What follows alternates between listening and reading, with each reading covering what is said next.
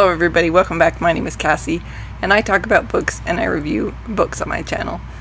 So today I am doing my weekly wrap-up, and since it's the end of January, everything that I finish is what I read in January. And then the things that I'm going to pick up next are obviously going to be my February stuff. So these are all the books that I've read last week. What I'm currently reading and what I plan to pick up next. There were some things that happened last week that made it so I had a little bit more time to read. So I did get through a few more. I finished 5 books last week. So the first book that I finished was Kings of Ruin by Daniel Areson, and this is the first book in the Kings of Sand series. So it was like a fantasy series, and it was, I guess, stealing a kingdom, or there was a rebellion and stuff going on. I think the overall plot was kind of weak, and the characters were not that great. It had some really weird love scenes that were riddled throughout that kind of made it unenjoyable because it was so much that it did take away from the story. And I don't mind a little bit of the love scenes, but when it gets so intense that, or so many, when there get to be so many of them that it distracts me from the story, it makes it so I typically don't like it. And that's how this one was. It was just too much. Just weird stuff, too. So that was the first one that I finished. Can't say that I liked it a whole lot. The next one that I finished was The Hidden Brain: How Our Unconscious Minds Elect Presidents, Control Markets, Wage Wars, and Save Our Lives. And that is by Shankar Vedantam. And this is a nonfiction. This is about our brain, and about how our brains function and how they work, and all of the things that go on like unconsciously in our brains without us having really to think about, and how those mechanisms are often exploited by other people, and how, just like it says, that's how we elect presidents, that's how we wage wars, that's how some people are found to be heroic, that these certain things happen. And the interesting part of all of it is that you don't really know what the outcome is until after an incident. And he also has a podcast by the same name, and it is also quite fascinating to think about how all the things that we don't know about what we don't know about how our brains function. I don't know, I absolutely loved it. I feel like I am aware of a small portion of the stuff that my brain does that I was not aware of before, and I wish I could understand everything, and obviously that's not realistic, but it was great. Awesome. The next one that I finished was The Women Who Run with Wolves, Myths and Stories of the Wild Woman Archetype by Clarissa, Pinkola, Estes, and she's a Ph.D. And this is, so the author is what they call a cantadora, who is someone who is the storyteller. She is supposed to gather all the stories of the tribe in the village and store those for people, and she has been gathering all the stories, and these ones are obviously about fairy tales, myths about women and what they are and what they're about. And I have to say, like, every single story in here I felt was relevant, and that often as women, our role in the world is often unknown, especially when we take more traditional roles, and that there's so much more to our psyche and so much more to our lives than what we've been, I guess, led to believe. So I really, really enjoyed this. It's obviously partway geared toward people in my field. Probably will use it in my work. Loved it. It was great. So the next book I finished was The Color of Magic by Terry Pratchett, and this is the first book in the Discworld series, and this is the kind of absurdist fantasy where the world exists on a flat disc sitting atop 4 elephants riding on the back of a giant turtle who is swimming through space. I did like the depiction of the Big Bang as far as that story went. And this is my first introduction to the Discworld. I haven't read any of the other books in it. It was different, and the thing is, like, and for me, I actually like when things are a little bit different and I have to think about things in a different way, or realize, like, oh, I think I know how this world works, and then, nope, I really don't know how it works. So we follow Rincewind and a tourist who is from, I guess, a place where everything's made of gold. So this tourist has a lot of gold, and he's kind of wandering around, doesn't know what he's doing. And this wizard who only knows one spell, because apparently when you know the spell, you're not allowed to know any others. And he was forbidden to learn it, but now he knows it. And he doesn't know what it does, and no one will know what he does until he says it. Seems like it's kind of getting to where something like that might happen. But I guess we're going to follow these people for a couple of books. So I'm interested to see how it goes. And I will say, yeah, it certainly has some of that like absurdist stuff in it.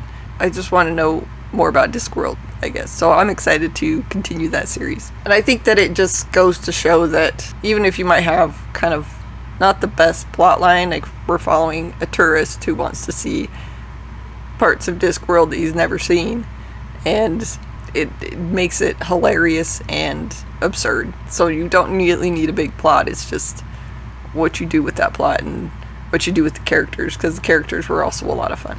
Okay, and then the last book that I finished last week was A Curse in Ash by Julie Zantopolus, and this was the January Unplugged Book Box book. We follow a girl, Aslan, who is a witch fae hybrid, I guess, and her kind of weird love triangle between her betrothed fae and her human divinity or something, the person that helps her with her magic. Overall, it was actually pretty good. It was an urban fantasy, and I tend to enjoy urban fantasy, but I will say I usually don't like them as much as more traditional fantasy. But it was pretty well done. There had some minor problems with like the dialogue and stuff like that, and the characters I felt could be a little bit richer, but I did enjoy it. So, and if this turns out to be part of a series, I would probably continue it. I say probably because sometimes I never know what I'm going to do. But especially how it ended, first half was a little bit slow, second half picked up quite a bit. Alright, so those are all the books that I finished last week. And then here's what I'm currently reading, and these are the ones that I hope to finish.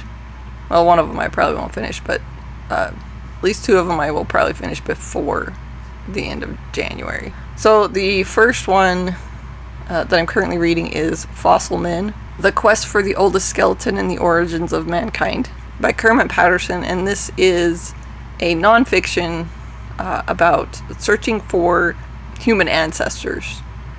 And obviously they're comparing it with, they're finding all these bones in like Ethiopia and Africa and stuff like that, and they're trying to figure out like which are the oldest ones and where did certain attributes that humans have come from.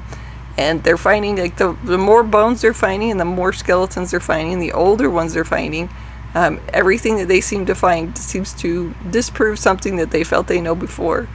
So it's been actually really fascinating. And then obviously like when DNA came into the scene, that really changed things a lot, because then we could compare like how similar these creatures were to humans or how different they were. And it's really cool just to see like how everything has changed over time and how it continues to change, and quite fascinating. So I'm enjoying that one.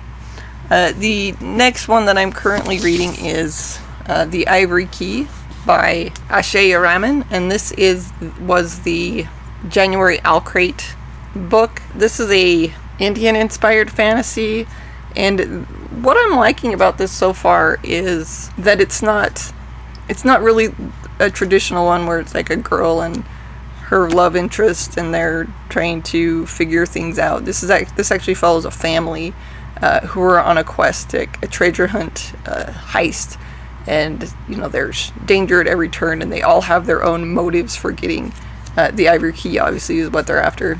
And so far, I've really, really liked it. Like I said, it's very different from most YA books that I've read, and so that makes it something that I like a lot. So those two are the ones, Fossil Men and the Ivory Key. Those are probably the ones that I will finish before end of January. Then the other one that I'm currently reading is called The Ninja by Erc Van Lustbader. And this is the first book in the Nicholas Linear series. And this is kind of a 1980s book. It was written in the 1980s and follows... So it definitely has like kind of those themes and stuff that were popular in the 80s. And I think this was really when martial arts and stuff became more prevalent in the United States. And so obviously this book is about kind of a murder mystery detective novel. Our killer is a ninja, and our detective is half English, half Japanese, and has learned all of the martial arts. So I'm just not very far into it, so I probably won't finish it before the end of January. And I will say that I certainly have noticed that I did not read as much in January as I normally do, which is good because I've got other things going on. But I still read quite a bit. I'm reading quite a bit. Yeah, so those are the books that I'm currently reading. And these are the books I plan to pick up next, and these are going to be actually part of my February. So I'm going to pick up Ship of Destiny by Raman Hobb, and this is the third book in the Life Ship Traders, and this is the wrap-up. This is the end. I'm very excited to see how it all ends. I love the first two books. We've got pirates and family loyalty and all sorts of fun tropes and a really compelling story, and I'm really hoping that the ending... I don't know, it's hard to say what you want for the ending, knowing what happened in the second book. I'm not sure where she's taken me, but I hope it's someplace amazing. The next one that I plan to pick up, like I said, I'll probably stop reading The Ninja for a while and pick up this next book, which is Madness So Discreet by Mindy McGinnis. And this is a historical fiction about a woman in a asylum, and I guess there's like a horror element or a supernatural element, but obviously if it's in an asylum, maybe everyone thinks it's supernatural and maybe it's not. So yeah, I'll be interested to pick that up.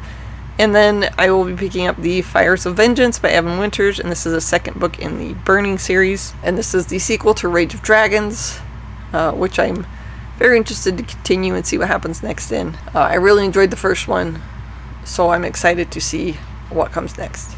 Okay, so that is my weekly wrap-up. I am going to be making a change on the channel. I've been putting out 4 videos a week, and I find that I really just don't have the time to do that anymore, so I'm going to cut it back to 3. So every week I'll have a book review, I'll have the weekly wrap-up, and then I'll have an additional video. And I won't say like I'll never do 4 videos, because I think when I have my unboxings, those will probably be bonus videos. But yeah, so I'll just be cutting back to about 3 a week, which is still a lot. So thank you guys all for watching. I hope that you have a lovely day, and I will see you guys next time. Bye.